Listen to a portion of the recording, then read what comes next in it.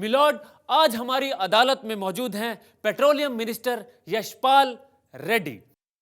हाँ, तो आप पर सबसे पहला इल्जाम यह है कि आपकी वजह से एक आम आदमी कार तो छोड़िए, स्कूटर या बाइक खरीदने से पहले भी कम से कम 10 बार सोचता है। इसके लिए तो मेरी तारीफ होनी चाहिए है? कि आज मेरी वजह से हिंदुस्तान का आदमी फालतू खर्चा करने से पहले 10 बार सोचता है और आप इल्जाम लगा रहे हैं। देखिए, आप पर अगला इल्जाम यह है कि आपने या तो तेल कंपनियों से मोटा पैसा खाया है या फिर तेल कंपनियों ने आपके ऊपर कीमतें बढ़ाने का दबाव डाला है। गलत है, दिस इज रॉन्ग। आपकी दबाव वाली बात तो बिल्कुल गलत है। देखिए, आप पर यह भी इल्जाम है कि आप पेट्रोल में भी मिलावट करवाते हैं। सी, मेरी डिक्शनरी में इम्पॉसिबल कुछ भी नहीं है। Everything is possible. देखिए, आप पर यह भी इल्जाम है कि जब आपकी पार्टी ने आपको पद छोड़ने के लिए कहा तो आपने अपने ऊपर मिट्टी का तेल डालकर अपने आप को जलाने की कोशिश की। ऐसा क्यों? इसके लिए तो मेरी तारीफ होनी चाहिए। है? पेट्रोलियम मिनिस्टर होने के बावजूद मैंने वहां भी मिट्टी का तेल ही इस्तेमाल किया, पेट्रोल को वेस्ट नहीं किया। है?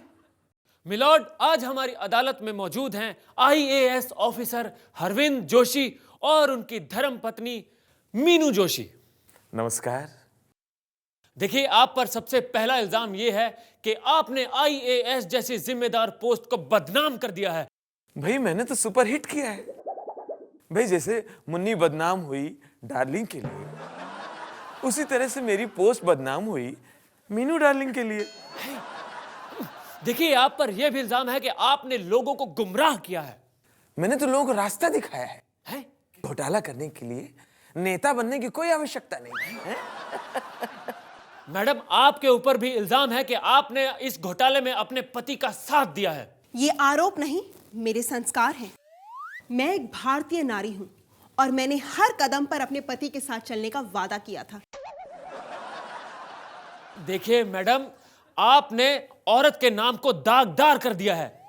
जी नहीं, मैंने तो अपनी बहनों को यह बताया है कि हमें आदमियों के साथ कंधे से कंधा मिलाकर साथ चलना चाहिए और जो काम आदमी कर सकते हैं वो हम औरतें भी कर सकती हैं।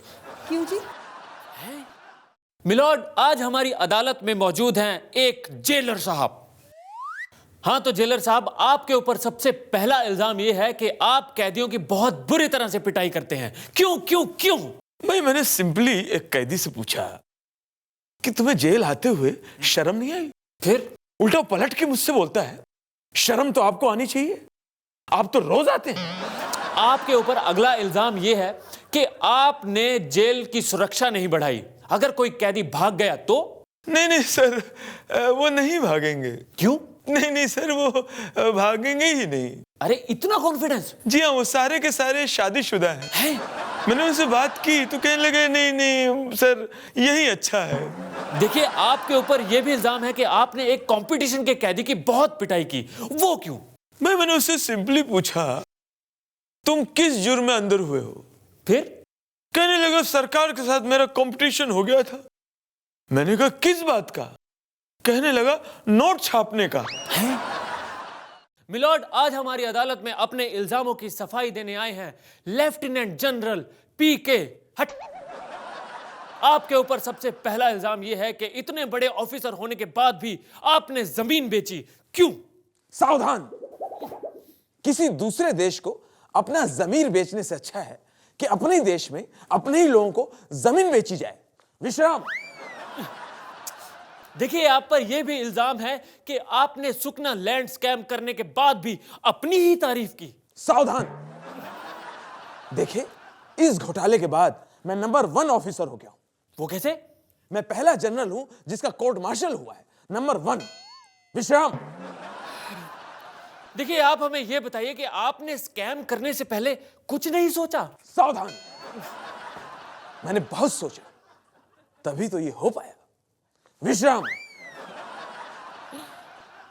आप हमें यह बताइए कि आपने ये स्कैम किया क्यों?